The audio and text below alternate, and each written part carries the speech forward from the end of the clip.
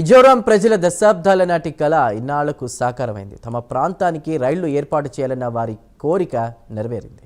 ఈశాన్య రాష్ట్రాల అభివృద్ధి కోసం రైల్వే లైన్ నిర్మించాలన్న ప్రధాని మోదీ సంకల్పంతో అసాధ్యం సుసాధ్యమైంది. మిజోరాం రాజధాని ఐజ్వాల్ వరకు కొండలు లోయలను అనుసంధానిస్తూ భారీ రైల్వే లైన్ను రైల్వే శాఖ నిర్మించింది.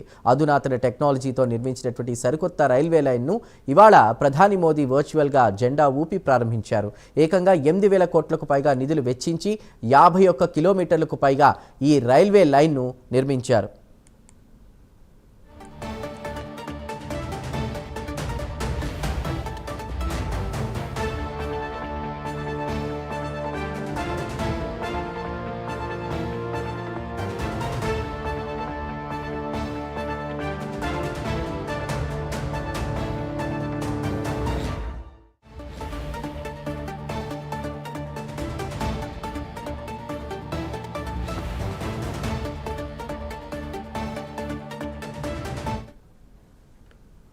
కొండలను చీలుస్తూ లోయలను దాటుతూ నదులు పారే ప్రాంతాల్లో నడకదారి నిర్మాణం కూడా కష్టమే.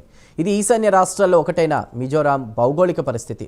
ఆ రాష్ట్ర రాజధాని నగరమైన ఐజోల్లో భారీ భవనాలు కూడా చాలినంత స్థలం లేక కొండ అంచుల్లో కొంతమేర అగాధంలోకి వేలాడుతున్నట్లు పిల్లర్లపై నిర్మించుంటాయి.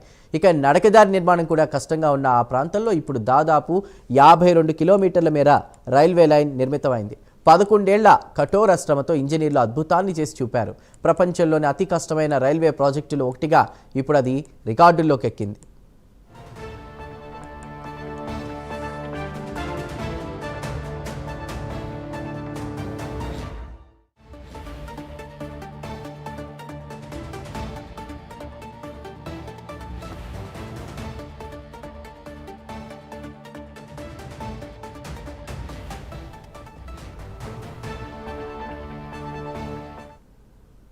దీని నిర్మాణానికి 8,071 కోట్ల రూపాయలు వెచ్చించారు. అంటే కిలోమీటర్కు 157 కోట్ల రూపాయలు.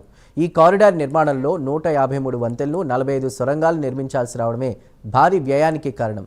ఒకదాన్ని ఆనుకుని ఒకటిగా ఈ ప్రాంతంలో భారీ కొండలు ఉంటాయి. ఆ కొండలను తొలిస్తే తప్ప రైల్ కారిడార్ నిర్మాణం సాధ్యం కాదు. దీంతో 45 కొండలను తొలుస్తూ సొరంగాలు నిర్మించారు. 2 కొండల మధ్య అగాధంలా లోయలున్నందున సొరంగాలకు సమాంతరంగా వంతెనలు నిర్మించి దాని మీదుగా ట్రాక్ ఏర్పాటు చేశారు.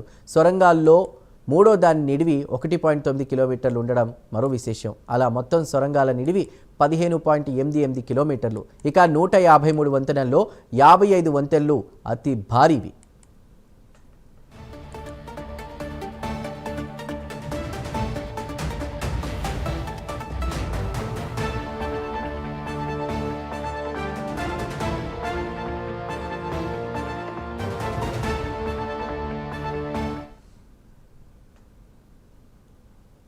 దేశంలోని 7 ఈశాన్య రాష్ట్రాల్లో సిక్కింలో అసలు రైల్వే లేనే లేదు.